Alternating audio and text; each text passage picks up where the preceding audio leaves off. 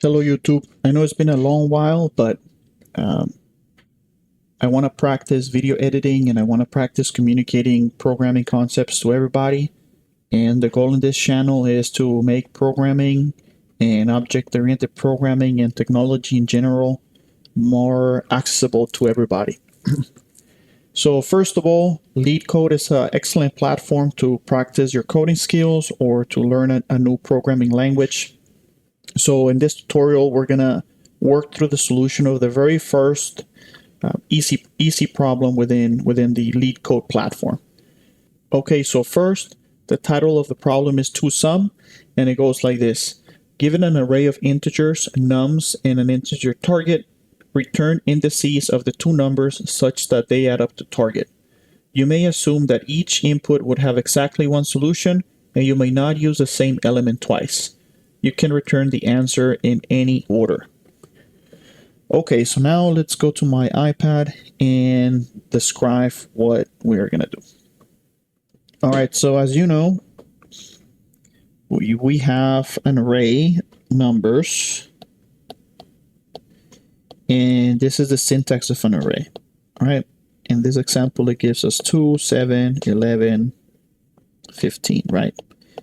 So the two concepts that you need to keep in mind is that an array will give you access to two properties that are relevant for this course. The first property is index, right? And every array starts at index 0. So we'll have 0, 1, 2, and 3.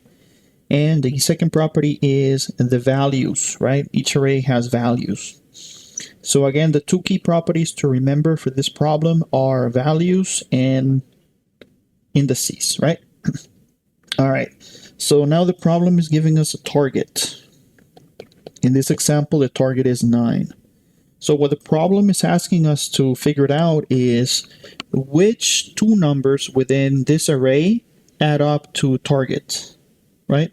Once we figured out which two numbers in this array add up to target, we're asked to return the indices of those two numbers. So in that case, right, we have 2 plus 7 equals 9. So our output will be another array which will have the values 0, 1, right? So this exercise, it's great because it allows us to explore the definitions and the usage of an array pretty much, which is a fundamental data structure in programming. All right, so what we're gonna do is we're gonna do an iterative solution to this problem. We're going to take the first number and we're gonna compare it with every other number in the array, see if its results add up to 9, and if it does add up to 9, we're going to add those indices to our output, and then we're going to return this output. All right, so now that we have a mental understanding of what we're trying to do, let's jump into the code editor and start coding our solution.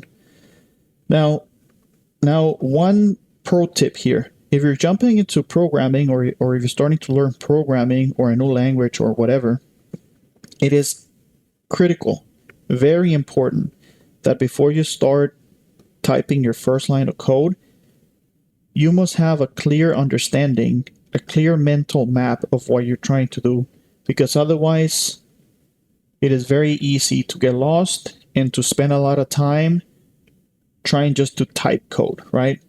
And in my experience, it's not the right approach. You always want to start with having a good mental understanding of what you're gonna do, and then you jump into the code. All right. So for this example, right, we're gonna start by defining a variable output, and it's an array, and we're going to return output. Okay. Now, as I mentioned, we're gonna explain an iterative solution. It's not the most performant solution, but it is a solution, right? For I, now here I'm going to be iterating over the array. The for loop gives us the ability to iterate over a specific array. And in Python, we will use for I in range. And we're going to be iterating over the indices of our array nums. And we're going to stop at the second to last value. Why? Because we want to be able to look ahead. Now, in this embedded for loop is where we're going to be looking ahead, all right? So we're going to say for j, which is the embedded for loop in range, we're going to start in I plus 1. This right here is the look ahead that I'm talking about. So whenever we're doing our last iteration of this for loop right here, our last iteration will be index 2, which is item 11, right? And on this embedded for loop right here, it's going to check I plus 1. So I, in this case, will be 2 plus 1 is 15. So that's why this embedded for loop here is doing the look ahead. This is going to go all the way up to nums, and we're going to be incrementing by 1. Now, I understand that I'm being a little bit verbose with my syntax, but it's important because it allows us to practice. It allows us to see all of the parameters that each function is taking. All right, so now that we are iterating, we're going to check if nums in the position I plus nums in index j, if these two equal to target, then we're going to add it to our output. Output.append. We're going to append the indices, right? So we're going to append I, and we're going to append j. Okay. So let's break down our code. So first we are defining a variable output that's going to hold our indices. Next, we're going to be iterating for each item in nums, and the I variable will give us access to the index, right? Now we're going to be writing an embedded for loop so that we can compare the value in this index with each subsequent value in the array, which is what we're doing here, right? If number in position I, which is up here, equals number in position j, right, equals target, then we are going to append I and j because they contain our solution. Now, the reason why this algorithm is so simple is because the problem statement is giving us a couple hints already. The array numbers has exactly one solution, and you may not use the same element twice. Therefore, for example, I cannot compare 2 plus 2 equals 4, right? Because the problem statement is telling us you may not use the same element twice. All right, so now let's run our code and see what the result is. Okay, so we have a syntax issue, and that is because I'm closing it here. So yeah, we do not want that. And that's it. All right, let's run it again.